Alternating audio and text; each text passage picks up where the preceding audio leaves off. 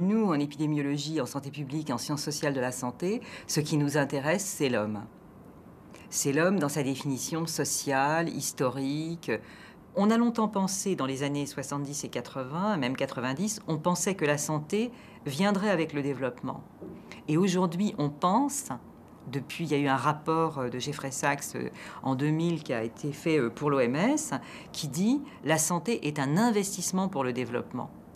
Et c'est vrai que c'est une nouvelle approche.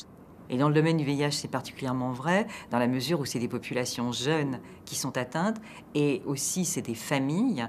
Et donc la destruction du potentiel de jeunes adultes d'une population, et aussi la destruction des bases familiales dans certains pays, elle est quand même un très gros handicap pour certaines communautés.